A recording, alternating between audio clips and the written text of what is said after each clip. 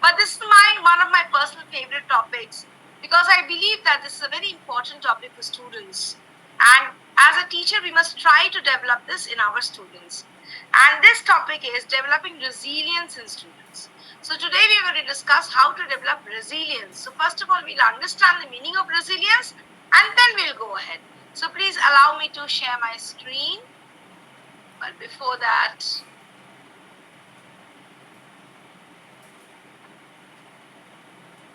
okay.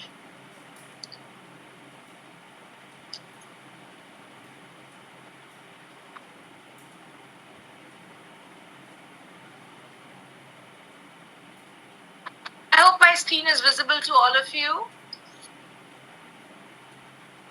And I'm audible? Great.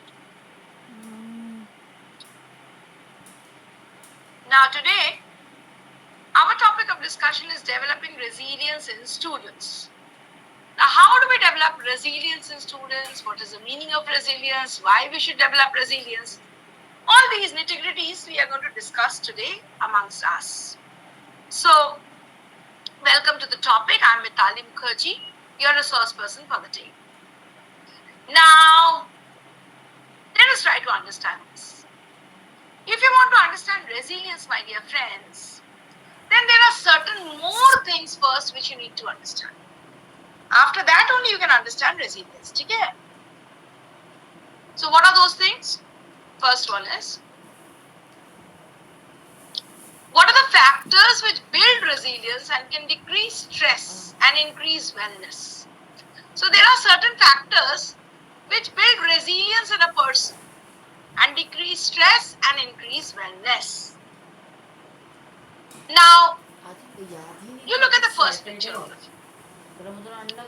This first picture, you can see a glass which is partially filled. Some amount of liquid is there and some part of the glass is nothing is there. Means it's not filled with the liquid. What does this tell us? Just keep this in your mind. Next figure, you can see that there's a round piece of wood or plastic, whatever you think. It is floating in the air. Why it is floating in the air? Because there are three pillars which are holding them, and the pillars are rooted to the ground. And since the pillars are rooted to the ground, it is holding that block.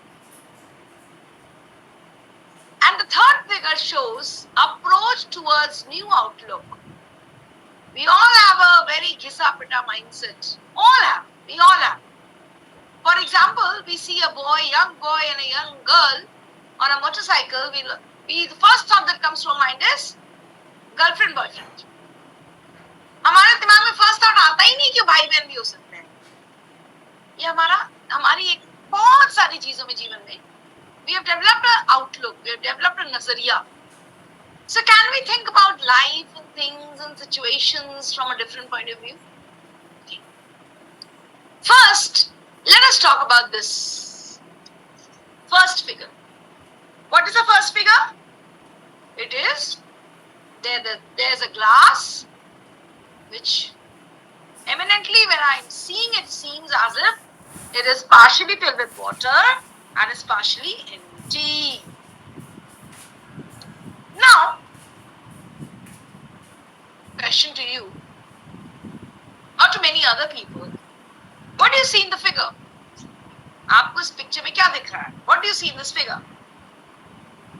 Many people will say, I can see partially filled glass with water. But some others may also say, I can see empty glass, partially empty glass. ये बहुत लोगों के दिमाग में आएगा. दो type के answers आएंगे आपके पास. ये भी आ सकता है, ये भी आ सकता है. तो सवाल भी उठता है, ये दोनों आंसर्स में फर्क क्या है?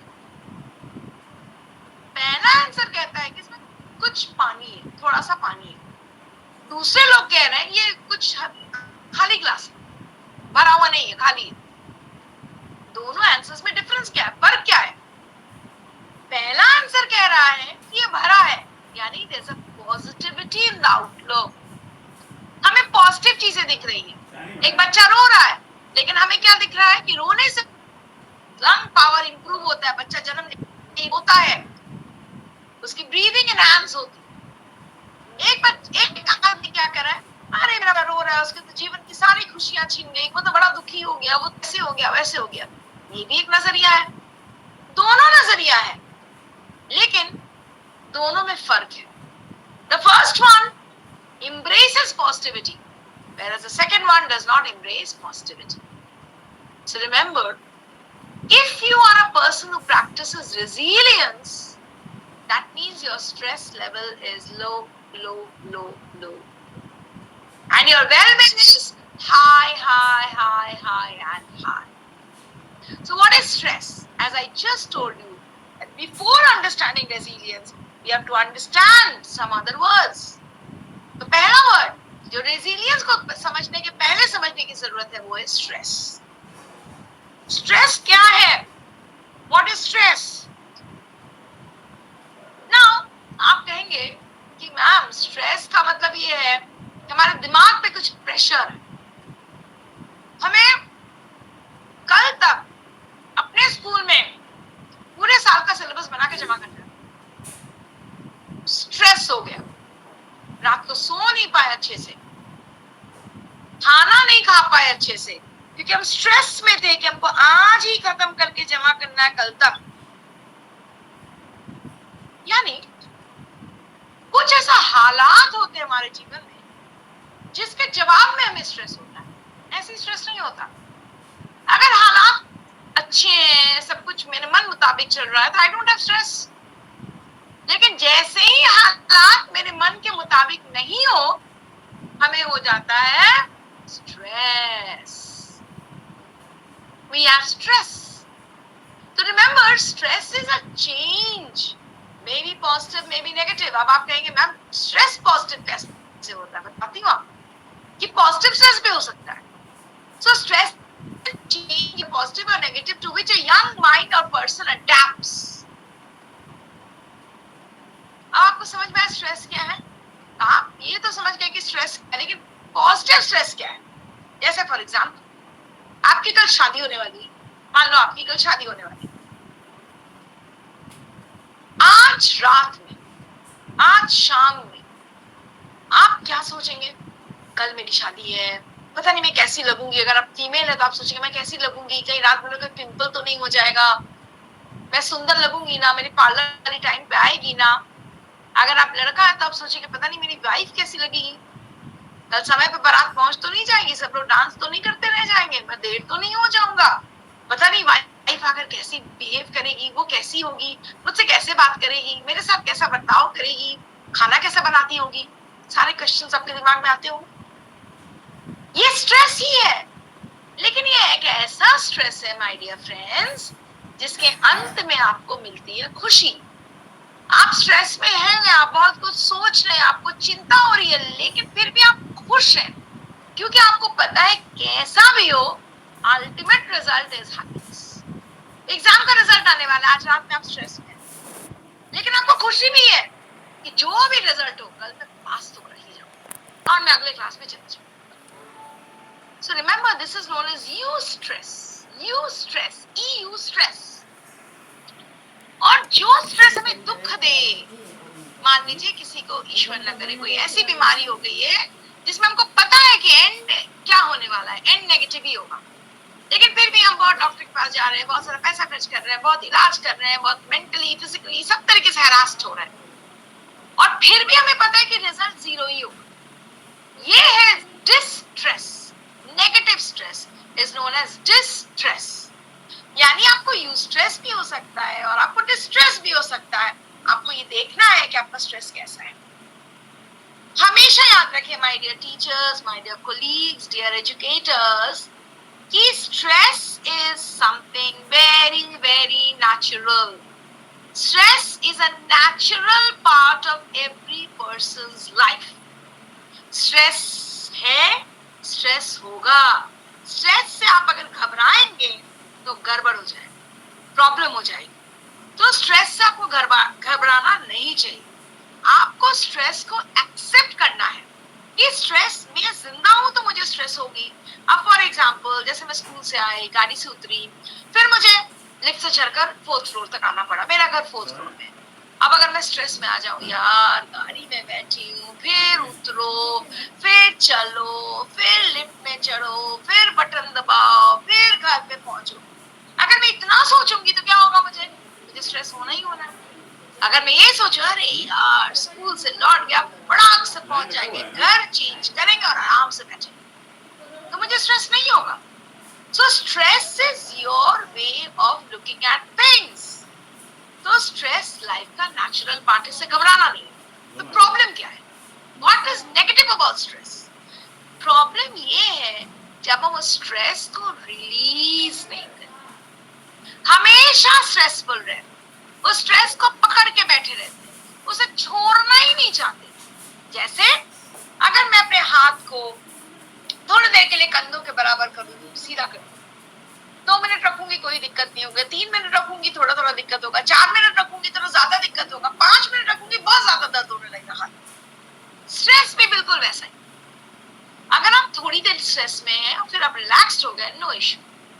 अगर आप बहुत ज्यादा देर स्ट्रेस में हैं, that will lead to mental agony, pain, distress.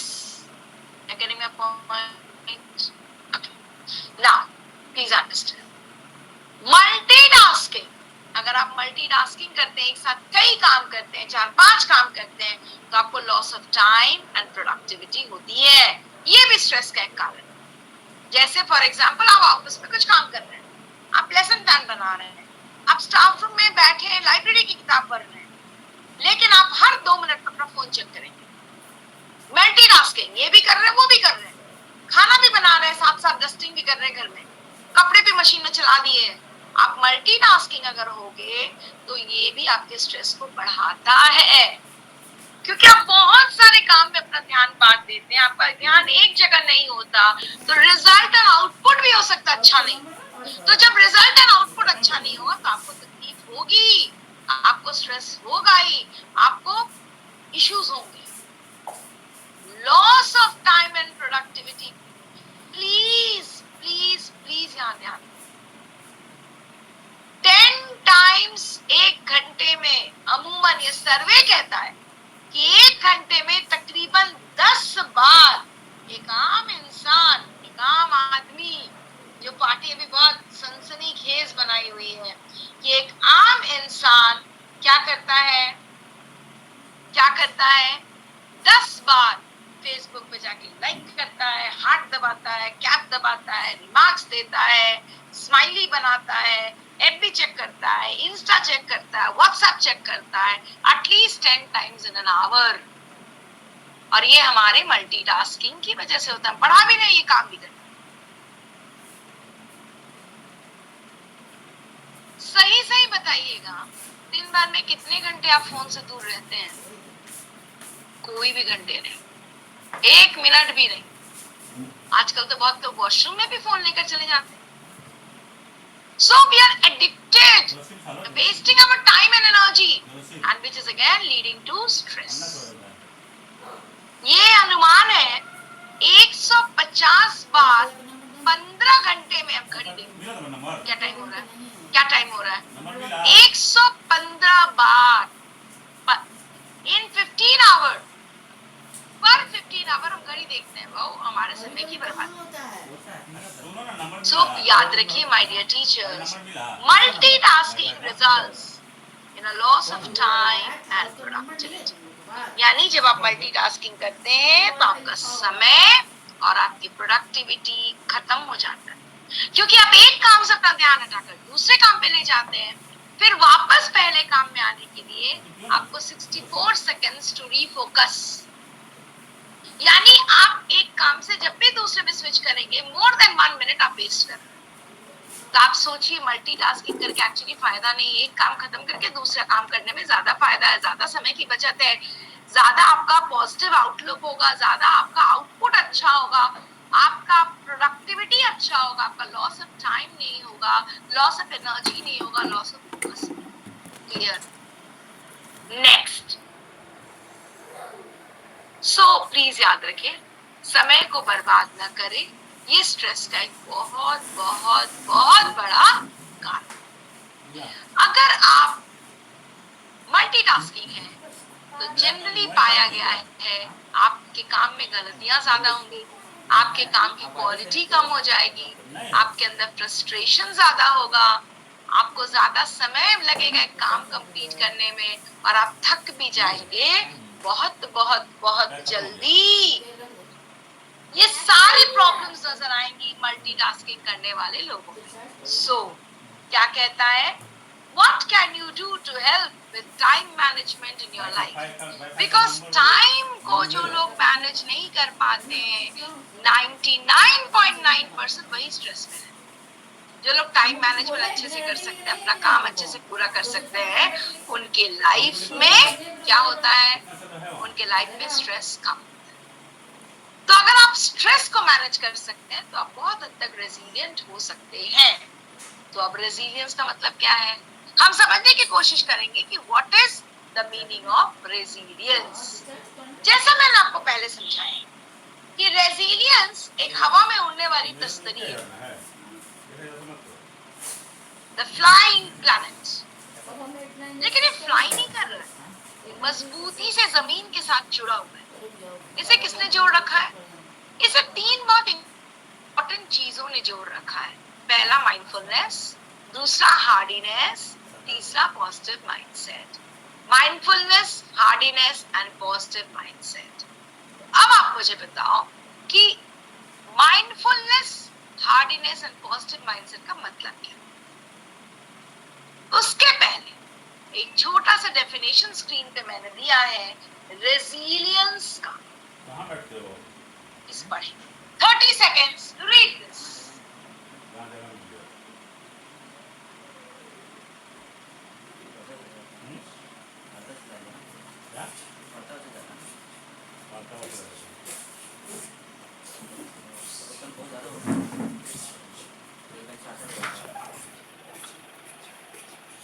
पढ़ लिया आपने? देखिए ये क्या कहते हैं, resilience is the process of adapting well in the face of adversity, trauma, tragedy, threats or significant sources of stress. छोटा सा एग्जांपल देकर आपको समझाऊं।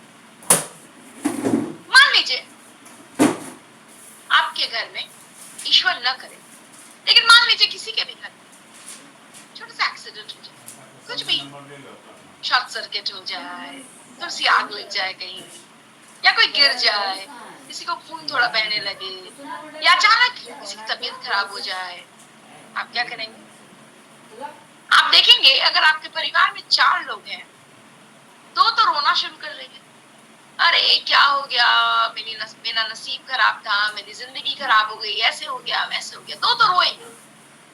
तीसरा क्या करेगा, जो तीसरा इंसान होगा वो कहेगा रुको रुको मैं कुछ करता हूँ, तुम देखो मैं कुछ करता हूँ, don't worry I am doing something.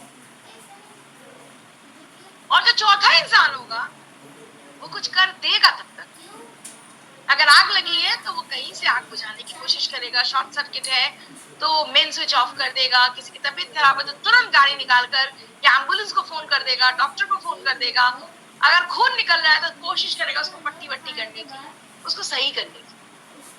तो ये चारों लोग जो है आपके परिवार के ही है, चारों लोग आपसे बहुत प्यार करते हैं, लेकिन जब कोई विपदा आई, जब कोई परेशानी हुई, जो यहाँ पे लिखा हुआ है देखिए, well in the face of adversity, trauma, tragedy, threat or significant sources of stress, जब ऐसा कुछ हुआ आपके साथ तो वो एक ही बंदा है जो एक्चुअली कुछ ऐसा करेगा कि आपको हेल्प हो, आप वापस बाउंस बैक करें फ्रॉम दैट डिफिकल्ट एक्सपीरियंस, वापस आप ठीक हो जाए। ठीक है नाथ जी, हम अभी एक वर्कशॉप में थोड़ी देर बाद, तो आपको समझना होगा कि एक आदमी ही ऐसा है जो वापस आपको नॉर्मल कर सकता है अपने एक्ट के थ्रू। भाई तबीयत खराब है, डॉक्टर को फोन करो, एम्बुलेंस को फोन करो, तुरंत ले जाओ, ठीक हो जाएंगे। खून निकल रही है, पट्टी बांधो, दवाई करो, खून बंद हो जाएगा। शॉर्ट सर्किट हुआ, मेन स्विच ऑफ करो, इलेक्ट्रिशियन को फोन करो। आग लग गई, आग को पहले बुझाओ, उसके बाद आगे की बात। आप समझ रहे हैं? तो रेजिलियंस का मतलब ही होता है कि परेशानी के समय, दिक्कत के समय, एडवर्सिटी के समय, ट्रेजेडी के समय, थ्रेट के समय जो अपने दिमाग को शांत रख कोई स्ट्रैटेजी बना सके और वापस परिस्थिति को नॉर्मल कर सके, वो है रेजिलियंस। जब मैं आपको ये डेफिनेशन समझा रही हूँ, क्या आपके दिमाग में कुछ ऐसे लोग आ रहे हैं जो ऐसे होते हैं, आपने अपने लाइफ में देखा हो या सुना हो? होता है मीडिया के थ्रू। आप याद करिए डियर टीचर्स, अमिताभ बच्चन, एक समय ऐसा जब Amitabh Bachchan was on the top of his career, earning a lot, doing very well. Then a time came when Amitabh Bachchan almost became a bankrupt. He had nothing with him.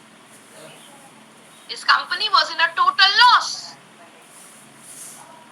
Now look at Amitabh Bachchan now. He has come back from that adversity, from the trauma, from the tragedy, from the threat, from the stress. And he has bounced back to life from those difficult experiences. And he's again flourishing and doing very, very, very, very, very well. I've given you one example. It is not that he's the only example. There are hundreds and lakhs of such examples of people around us. COVID came. It destroyed so many people's normal life. But when COVID went away, so many of them have again come back to normalcy. But some have not been able to come back. So what is the difference between those who have been able to come back and those who have not been able to come back? The difference is those who have been able to come back were resilient people. And those who did not come back were not so resilient. आंधी आती है, तूफान आता है, tsunami होती है, बड़े बड़े पेड़ गिर जाते हैं, रास्ते को रोक देते हैं, लेकिन जो घास होता है उस पर कोई असर नहीं। कभी किसी आंधी तूफान के बाद आपने देखा है कि घास उखड़ गई हो? आपने जरूर नहीं देखा होगा। So I think you should learn from nature. That small, tiny, अपने पैरों से रौंद कर चले जाते हैं आगे। वो कितना एक्सपीरियंस है कि बड़ी बड़ी आंधी तूफान में जब बड़े बड़े पेड़ नीचे गिर जाते हैं, उसे कोई फर्क नहीं पड़ेगा। Got my point? You understood what is resilience? All of you, is it clear to each one of you what is resilience? So resilience के 3 pillars. क्या है वो तीनों पिलर्स? पहला है माइंडफुलनेस, दूसरा है हार्डीनेस और तीसरा है पॉजिटिव माइंडसेट। तो हम एक एक करके तीनों को डिस्कस करें। पहला माइंडफुलनेस। ये मेरा बहुत फेवरेट है, बहुत बार आप लोगों को समझा चुकी हूँ, बोल चुकी हूँ। माइंडफुलनेस यानी जो काम करो माइंडफुल होकर करो, सोच कर करो, समझ के। माइंडफुलनेस ना, माइंडफुलनेस का मतलब क्या हुआ? माइंडफुलनेस का मतलब ये है कि हम जो भी काम कर रहे हैं उसको अपने दिमाग से। माइंडफुलनेस का एक फॉर्मूला है डियर फ्रेंड्स, ये फॉर्मूला दीजिए अपने बच्चों को। फॉर्मूला ये है कि mindfulness is the awareness that emerges through paying attention on the purpose in the present moment and non-judgmentally to things as they are. यानी आपसे किसी ने कहा, मिताली मैम आज ना आप बहुत सुंदर लग रही हैं। सिंपल सा सेंटेंस है, ध्यान से सुनिएगा। मिताली मैम आज आप बहुत सुंदर लग रही हैं। किसने बोला? अभी 2 ऑप्शंस है मिताली मैम के पास। या तो वो कहेंगे thank you so much, so sweet of you, और सच में सोचेंगे वाह अच्छा आदमी मुझे सुंदर बोल रहा है। दूसरा है मिताली मैम सोचेंगी जरूर इसे कुछ चीज की जरूरत होगी इसीलिए मुझे सुंदर बोल रहा है, जरूर इसको मुझसे कुछ लेना होगा, आटा चावल दाल ये वो, इसीलिए मुझे पटा रहा है, या मुझसे कोई काम लेना होगा इसको। ऐसे ही थोड़ी बोल देगा कि हम सुंदर है। तो 2 तरीके के रिएक्शंस हैं। पहला रिएक्शन क्या है? आज जैसी चीजें हैं आपने वैसी उसको एक्सेप्ट किया। दूसरा है आप जजमेंटल हो रहे हो, क्यों उसने ऐसा किया, इसके पीछे कोई छुपा हुआ मोटिव तो नहीं है, क्यों ऐसा हुआ, समझ रहे हैं आप? You are being judgemental. तो माइंड माइंडफुलनेस कहता है कि बेटा सोचो जरूर, ईश्वर ने दिमाग दिया, उसका इस्तेमाल करो, सोचो जरूर, लेकिन नॉन जजमेंटली चीजों को देखो। अगर हमेशा आपको कोई टोकता रहे, ऐसे बैठो, वैसे करो, वैसे करो, वैसे करो, तो आपको अच्छा लगेगा? आपको नहीं अच्छा लगेगा। लेकिन अगर कोई आपकी तारीफ करे बिना जजमेंटल हुए तो आपको डेफिनेटली अच्छा लगेगा। तो माइंडफुलनेस क्या कहता है? कुछ भी मेरे आसपास हो रहा है, कुछ भी, हम अवेयर हैं, हम सेंसिटिव हैं, हम ध्यान दे रहे हैं, हम पेइंग अटेंशन, और हम नॉन जजमेंटल हैं। मान लीजिए अभी एक आवाज आने लगी मेरे पड़ोस से, और मैं ये सोचूं मेरे सेशन को डिस्टर्ब करने के लिए, देखो अभी वो ऐसा कर रहा है। नहीं, this is judgemental. Non judgemental का मतलब हम ये सोचे कि कुछ काम होगा उसके घर में, उसको पता नहीं होगा मैं सेशन ले रही हूँ, इसलिए गुस्सा हो रहा है। Are you getting my point? Are you trying to understand, teachers, what I'm trying to say? So being non-judgmental and living in the present is known as mindfulness. अब आप नीचे देखिए, दो चीजें लिखी हुई है, एक S लिखा हुआ है, एक R लिखा हुआ है। S का मतलब है स्टिमुलस, R का मतलब है रिस्पॉन्स। R means response. आपको एक स्टिमुलस आया, आपने एक कैंडल को, जलता हुआ कैंडल को छुआ, स्टिमुलस, आपको गर्मी लगी, तुरंत आपने अपना हाथ डाला, यानी दिस इज स्टिमुलस था वो कैंडल का फ्लेम, और रिस्पॉन्स आपका हाथ डाले, तुरंत आपने इसका। लेकिन डियर टीचर्स, जितना आप तुरंत तुरंत तुरंत करेंगे किसी काम को, उतना ज्यादा माइंडफुलनेस से दूर होते जाएंगे। माइंडफुलनेस कहता है रिस्पॉन्स और स्टिमुलस, दोनों के बीच में क्या होना चाहिए? दोनों के बीच में स्पेस होना चाहिए। A is for space। जब भी आपको कोई कुछ कहे, कोई कुछ बोले, आपको कुछ सुनाई दे, कुछ दिखाई दे, कुछ समझ में आए, तो प्लीज तुरंत मत रिस्पॉन्ड करो। Give yourself some time to understand, to assimilate, and then you should respond. क्योंकि जब आप सोच समझ के कोई काम करते हैं तो मैक्सिमम चांसेस हैं कि आप अपने दिमाग की मदद लेते हैं। और जब आप अचानक तुरंत रिफ्लेक्स एक्शन में कोई काम करते हैं, इसका मतलब आप अपने दिमाग का इस्तेमाल नहीं करते हैं। साइंस भी हमें यही सिखाती है कि वो बातें जो ब्रेन तक नहीं पहुंचती है, नर्वस सिस्टम ही कंट्रोल कर लेता है, वो है रिफ्लेक्स एक्शन।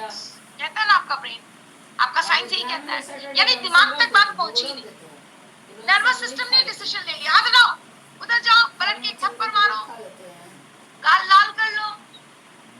लेकिन अगर दिमाग तक बात जाएगी तो थोड़ा ज्यादा समय लगता है, वो रिफ्लेक्स एक्शन नहीं हो सकता। तो जब वो रिफ्लेक्स एक्शन नहीं होगा तो उससे ज्यादा टाइम टेकिंग होगा, तो देयर आर मोर चांसेस कि हमारा रिस्पॉन्सेस माइंडफुल का। Clear everybody? नेक्स्ट, माइंडफुलनेस अगर आप प्रैक्टिस करना चाहते हैं तो दिन में 3-4 बार आपको स्टॉप करना। Stop stop stop. भाई स्टॉप का क्या मतलब है? Stop, S means stop what you are doing, T means take a mindful breath, gehri saans, O says observe what you are doing and thinking, and P says proceed, आगे जाओ। अब आपने रुका, आपने गहरी सांस लिया, आपने ऑब्जर्व किया, अब आप रिस्पॉन्ड। दिन में 3-4 बार स्टॉप करिए। तुरंत झगड़ा हो गया, तुरंत लड़ाई हो गई, उसने कुछ बोला, आपने तुरंत जवाब दे दिया। बच्चों के साथ होता है ना, teenagers, adolescents, they practise this, they are always in a hurry, they fight all the day, they're so aggressive, they have to respond immediately। कल मैं आपको 21st century learners के बारे में बता रही थी, they are so interactive, they don't listen, they're ready with answers। So you have to teach your children, ये lessons बच्चों के लिए, you have to teach your children to practice mindfulness from time to time। Clear? Next, the second pillar of resilience. What is the second pillar of resilience? Hardiness। hardy boys, ये novel पढ़ा है आपने कभी? hardy boys वाला। hardy मतलब क्या? बजा कर देख लो, कहीं से टूटने फूटने वाला नहीं है, ये हार्डी है। हम तो टीचर्स एक 50 रुपए का या 100 रुपए का 10 रुपए का भी हम सामान खरीदते हैं तो उसको ठोक बजा कर देखते हैं, सही तो है, खराब तो नहीं हो जाएगा, चलेगा ना, टिकेगा ना। लेकिन हम अपने बच्चे तैयार करते हैं, जनरेशन तक ग्रो कर रहे हैं हम लोग, but we never bother to make them hardy, never. Hardiness is missing. What is this hardiness? This hardiness comes from this. दिख रहा है आपको स्क्रीन पर? कभी देखा है आपने ये खेल? देखा शायद होगा, किया तो नहीं होगा, I'm sure. एक पैर इसकी रस्सी पर, एक पैर हवा में, और इस बच्ची को पूरा रस्सी चलना है इस पार से उस पार। ये कहते हैं हार्डीनेस। जहां एक तरफ हो खाई और एक तरफ हो दूसरी खाई। जब तक आप बीच में प्रॉपरली नहीं चलोगे तब तक आप खाई में गिरते रहोगे। तो हमारे बच्चे जानते हैं क्या आते hardy? Do you think our kids are hardy? Not at all. हमारे स्कूल्स एसी, हमारी बसेस एसी, हमारे घर एसी, हमारे ट्यूशंस एसी, हमारे बच्चे गाड़ियों में जाते हैं, हमारे बच्चे स्कूटी में जाते हैं। जो स्कूटी में जाते हैं तो शर्म आती है कि मेरे पास गाड़ी क्यों नहीं है। हमारे बच्चे कभी पैदल नहीं चलते, उनके शरीर को कभी धूप हवा पानी नहीं छूती है ना। और हम हमेशा कंफर्ट में रहते। आज मेरे एक पेरेंट है, हमने भी सेक्शंस चेंज किया बच्चों का। पेरेंट ने आकर मुझसे यही वर्ड यूज किया, मैम मेरे बच्चे का सेक्शन बदल दीजिए। मैंने कहा क्यों, क्या प्रॉब्लम है? कहा मैम मेरी बच्ची कंफर्टेबल नहीं। अभी मुझे याद आया कि comfort comfort comfort, we all want to live only in our comfort zone. यही चेयर, इसी चेयर टेबल के इसी चेयर पे बैठेंगे, ये हमारा कंफर्टेबल चेयर, हम कंफर्टेबल है, ये हमारा फेवरेट सीट है, हमारा फेवरेट चेयर है।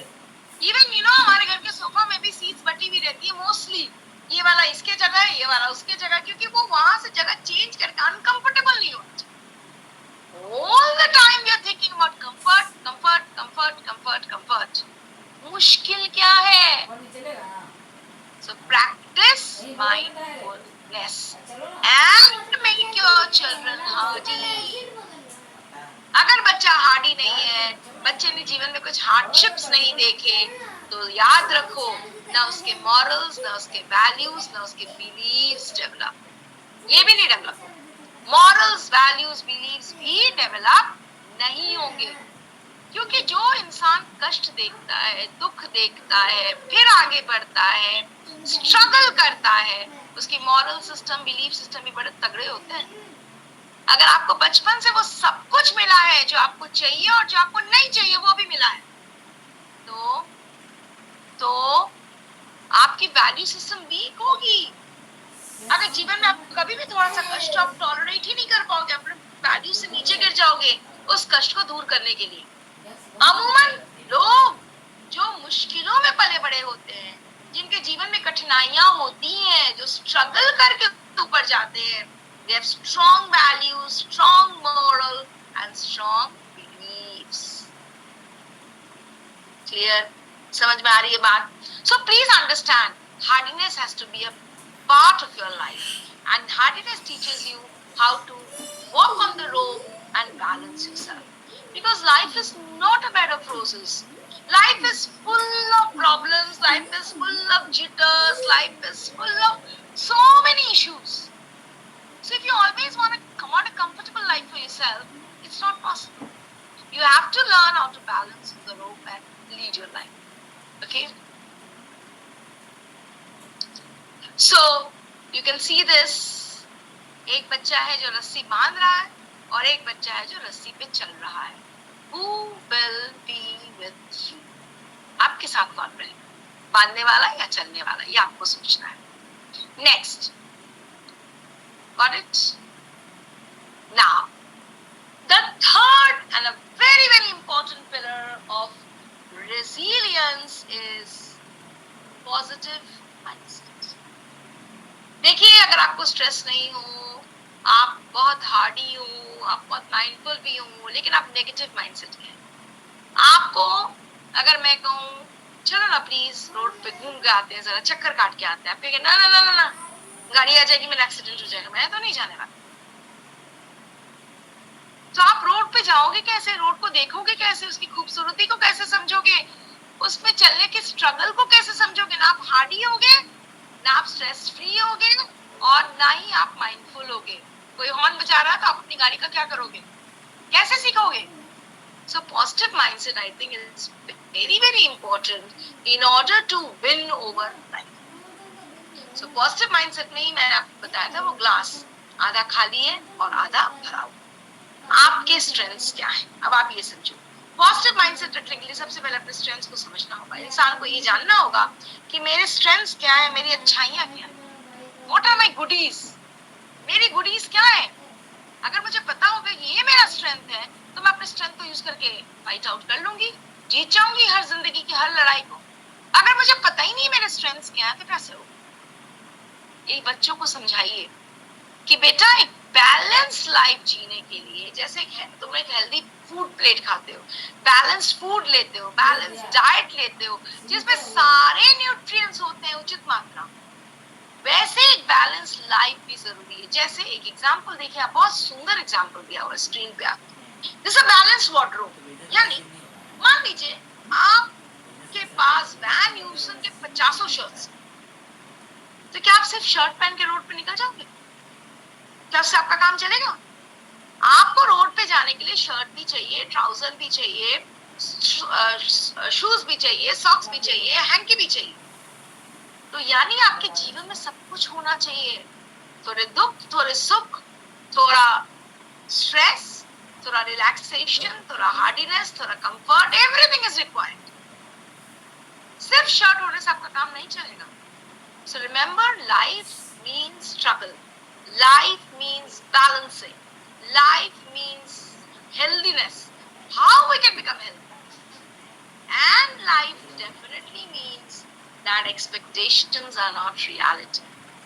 एक बेहतरीन एक स्लाइड है, आप इस स्लाइड को समझने की कोशिश करो। देखिए, एक बच्चा है, वो पढ़ाई कर रहा है, लेकिन वो स्कूल से बहुत दूर है, लेकिन फिर भी वो पढ़ाई कर रहा है।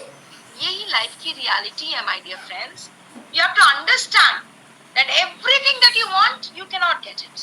It's not possible.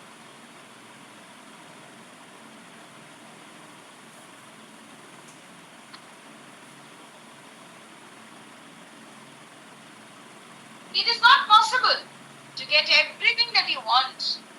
But even if you don't get what you want, you can achieve a lot. क्या ये जरूरी है कि बच्चे स्कूल जाकर ही पढ़ सकते हैं? अभी तो बहुत सारी ऐसी सुविधाएं बना दी गई हैं जिसमें बच्चे बिना स्कूल जाए भी पढ़ सकते हैं और बहुत कुछ लाइफ में कर सकते हैं। सो अगर आप अपनी एक्सपेक्टेशन से बहुत दूर हैं, then also you can make your real life very beautiful, very classy, very picture perfect, very good. Don't wait for all your expectations to be fulfilled. This will never happen in your life. So please remember that positive outlook is very, very important. मैं आपको ये क्यों समझा रही थी कि आप बच्चे को ये समझाइए, whatever we want we don't get in life, but everything is important in life. So how do you create a positive mindset? Positive mindset is very important for leading a balanced life. So positive mindset create करने के लिए, my dear teachers, you have to give equal time and devotion to health and spirituality, school and work, relationships and community. For example, the child is very good in academics, scores 95% plus, लेकिन उसकी behavior बहुत खराब है। Will anybody like to be with him? क्या उसके relationships अच्छे होंगे? क्या उसकी community living अच्छी होगी? बिल्कुल नहीं। और जब उसके relationships खराब होंगे, community में उसका outlook खराब होगा, तो definitely उसके health पे असर करेगा, फिर उसका काम भी अच्छा नहीं होगा। So overall उसका life क्या होगा? Unbalanced हो जाएगा। And when life becomes unbalanced, उसका positive mindset बदल जाएगा negativity, more of stress, more of frustration, more of depression. धीरे धीरे बच्चा negative हो जाएगा. So please remember, health, Spirituality doesn't mean being religious. Spirituality means you are striking a balance. You believe that somebody is there. You believe in gratitude. You believe in so many good things. And next is balancing between your work life and your home life, maintaining healthy relationships and maintaining good community relationships are important. अगर आप वाकई एक के साथ जीना चाहते हैं तो please अपने आप से पूछिए, what am I interested in now? What am I doing to experience more of this and learn more about it? For example, आपको इंटरेस्ट है खाना बनाने, तो आप और नए नए रेसिपी सीखने के लिए क्या करते हैं? How is that working? काम कर रहा है, जो सीख रहे हैं वो बन पा रहा है? What is my plan to keep moving ahead in future? If you have a plan to move ahead in future, that will give you positivity, my dear teachers. Those who have nothing to do, empty mind is the actual reason of negativity, negative mindset. जिस दिन आप ये सोचने लगते हो, अरे मुझे तो ये सीखना है, वहां जाना है, ये करना है, वो करना है, बस आप पॉजिटिव हो गए और किसी चीज की जरूरत नहीं। तो कैसे हम समझेंगे, कैसे अपनी लाइफ को गोइंग करेंगे, स्टैग्नेंसी से मूवमेंट की तरफ ले जाएंगे, स्टैटिक लाइफ से डायनामिक लाइफ बनाएंगे अपना। हम ये सोचेंगे कि मेरा इंटरेस्ट एरिया क्या है। ये ना बहुत सारे हम लोग भूल चुके हैं हमारा इंटरेस्ट एरिया क्या है, हॉबीज हम भूल चुके हैं। उस इंटरेस्ट को और बढ़ावा दीजिए, उसकी तरफ फोकस्ड होइए, उसके लिए काम करिए और अगले 2 साल में, अगले 5 साल में, अगले 10 साल में आप अपने आप को कहां देखना चाहते हैं, उस चीज को हासिल करें। Negative mindset people have negative messages with them, like I have never done it before, मैं कैसे करूंगा? It's too hard. I don't have resources I need. कैसे करूंगा? मेरे पास ये नहीं है, मेरे पास वो नहीं है, मेरे पास वो नहीं है. I'm too lazy to get this done. There is no way. नहीं हो सकता. It's a बहुत बड़ा change है, मैं नहीं accept कर सकता. नहीं, मुझसे नहीं होगा. I'm not getting to get any better. क्या फायदा इसको करके? कुछ नहीं फर्क पड़ेगा, जिंदगी ऐसी रहेगी. Negative mindset वाले लोग ऐसा सोचते हैं और positive mindset वाले लोग कैसे सोचते हैं? It's an opportunity to learn something new. अरे बात चलो करके देखते हैं, कुछ नया सीखेंगे. ऐसे नहीं हो रहा है, चलो ऐसे करते हैं. I will approach differently. I'm a creative problem solver. Am I too lazy? ना. चलो re-examine करते हैं, कुछ और सोचते हैं. I can do this. I will think outside the box to figure out a solution. बहुत बड़ा change है तो बहुत बड़ा opportunity भी तो है. I've learned other things that were hard at first. How did you do that? बहुत सारी चीजें ऐसी होती है my dear friends. In fact, आज जो चीजें आपको बहुत simple लगती हैं, बहुत easy लगती हैं, I'm sure एक समय ऐसा था जब वो चीजें आपको बहुत मुश्किल लगती थी, आपको बहुत difficult लगती थी, लेकिन आज नहीं लगती. आज वो आपके लिए आसान हो चुकी हैं, आज वो आपके लिए simple हो चुकी हैं. समझ रहे हैं? Next, building resilience can decrease stress and increase wellness. Read this line once again.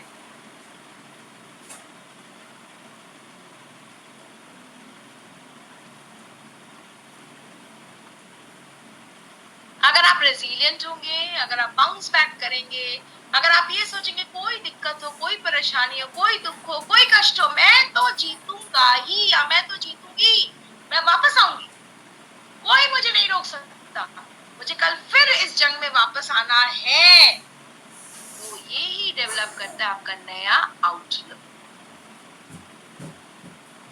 This is your new outlook. यानी ये फिगर हमने पहले भी देखा था शुरू में, new outlook. Now focus on what you can control. देखिए, रेजिलिएंट होने की कुछ टिप्स हैं. जीवन में कुछ चीजें ऐसी हैं जिस पे हमारा कंट्रोल नहीं है, जिस पे हमारा कोई कंट्रोल नहीं है.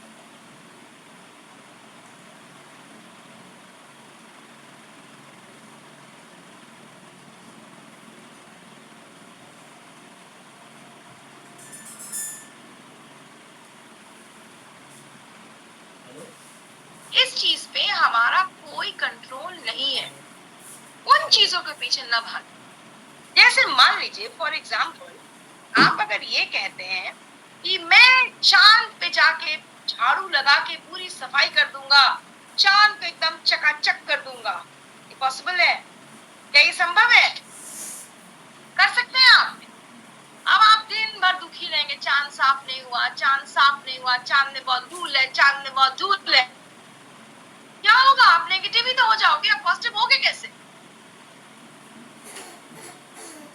वो चीजें मत सोचिए जिसको आप कंट्रोल नहीं कर सकते। शाहरुख खान ने किसी से शादी कर ली, वो बहुत दुखी हो गए। विकी कौशल ने कटरीना कैफ से शादी कर ली, आप बहुत दुखी हो गए। मैं जिस लड़की को पसंद करता था वो किसी और की फ्रेंड हो गया, आप बहुत दुखी हो गए। यार कोई फायदा होगा ये सब चीजें करके? ये बच्चे बहुत ज्यादा करते हैं एडोलेसेंट एज में, इसलिए मैं आपको ऐसा एग्जांपल दे रही हूँ। ये बच्चों को समझ में आएगा, वो तुरंत कनेक्ट कर पाएंगे। आप जिन चीजों को कंट्रोल नहीं कर सकते, जिसको चेंज नहीं कर सकते, उसमें प्लीज फोकस न करें। याद रखें, everything changes and ends. Things do not always go according to plan. Things do not always go according to plan. Life is not always fair. वो मॉनिटर बन गया, मैं नहीं बना, उसे वो क्लास मिल गया, मुझे नहीं मिला। Pain is a part of life. People are not loving and loyal all the time. आज मैं प्रिंसिपल हूँ, मुझे बहुत लोग कहते हैं गुड मॉर्निंग मैम, सलाम ma'am, yes ma'am, yes ma'am, yes ma'am. जिस दिन मैं प्रिंसिपल नहीं रहूंगी सब चेंज हो जाएगा, ये फैक्ट है, मुझे मानना चाहिए। पहले से मान लो better. So everything changes and ends. Things do not always go according to the plan. Life is not always fair. Pain is a part of life. People are not loving and loyal all the time. अगर आप इन छोटी छोटी चीजों को याद रखेंगे तो आपकी जिंदगी ज्यादा खूबसूरत हो जाएगी, ज्यादा अच्छी हो जाएगी, ज्यादा प्यारी हो जाएगी। तो आपको किस चीज पे फोकस करना चाहिए माय डियर टीचर्स? आपको फोकस करना चाहिए उन चीजों पे जो आपके कंट्रोल में है। आउट ऑफ कंट्रोल पे ध्यान न दें, फोकस न करें। और हमेशा याद रखें, बहुत फेमस कहावत है, if you can change things change it, if you can not change something accept it. Acceptance is the first step to positive mindset. मैं किसी की पत्नी हूँ, वो किसी शाहरुख खान नहीं, मैं एक्सेप्ट कर लूंगी। जितनी जल्दी मुझे उतनी जल्दी खुशी मिलेगी। अदरवाइज हम जितने बार अपने हस्बैंड को देखेंगे डिप्रेशन में जाएंगे, फ्रस्ट्रेशन में जाएंगे, अरे शाहरुख खान, अरे Shahrukh Khan. Remember life is like this, whatever God has given you, whatever life has given you, accept, love, enjoy. So remember, there are certain things which are not in our control. Get it, lose it. Better to lose it than to lose your mindset. Control, peaceful mindset. So remember, you please don't lose your mindfulness. Don't be non-resilient. Don't be negative because you cannot control things which are actually out of your control. So what is resilience? अब आपको समझ में आया resilience का मतलब? Resilience helps you bounce back from difficult experiences. जीवन में ठोकरें आएंगी, जीवन में दिक्कतें आएंगी, जीवन में परेशानियां आएंगी, जीवन में दुख आएंगे, लेकिन उन सब को पार करके हमें आगे बढ़ते जाना है, बाउंस करना है।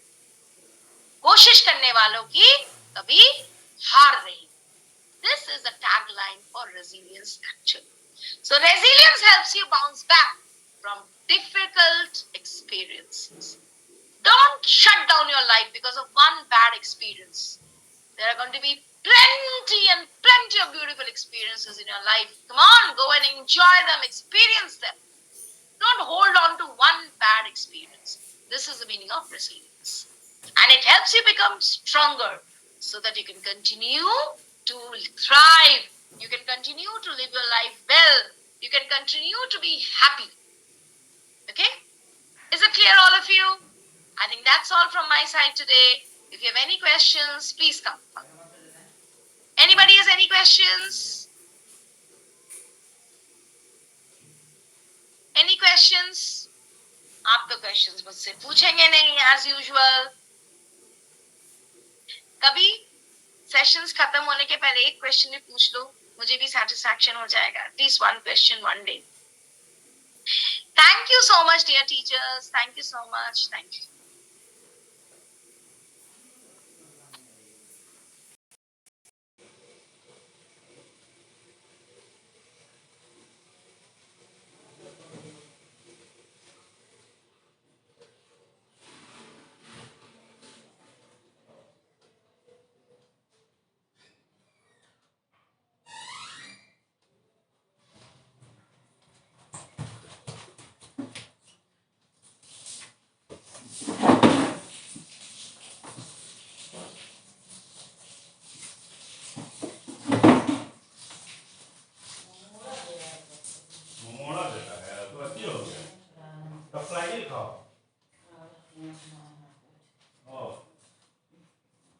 पानी खाओ,